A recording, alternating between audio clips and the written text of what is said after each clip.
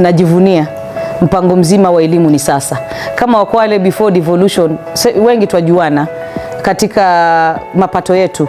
Kuna mara nyingi ambao watoto walikuwa wanashindwa kwenda shule kwa sababu ya school fees. Lakini tulipokuja na mpango mzima wa elimu ni sasa, wale watoto ambao walikuwa wanaenda national schools, county government imeweza kuwasimamia. Sasa hivi watoto ambao walibenefit na wakamaliza national schools kupitia mpango mzima wa elimu ni sasa ama full scholarship katika secondary schools, tuko na watoto zaidi ya 7,900 ambao wameweza kubenefit na mpango mzima wa elimu ni sasa. Na sasa hivi kuna wale ambao wanaendelea, tuko na takriban 2,180 hapo ambao wanaendelea na mpango mzima wa scholarship.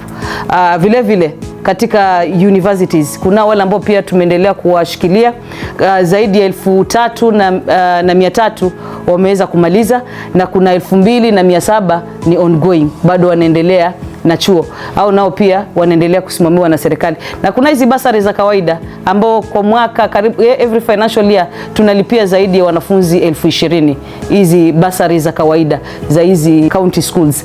Na vile vile pia kuna colleges nayo kila mwaka tunalipia zaidi ya wanafunzi 4,000.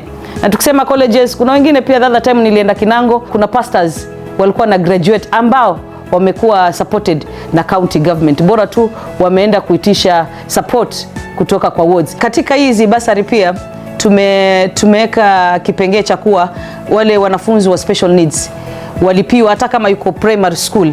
Wale wengine tunaanzia secondary school, lakini wa special needs wanafaa kulipiwa kutoka primary na pia kuendelea. Kwa hivyo special needs wamepatiwa special attention katika mgao wetu wa basari.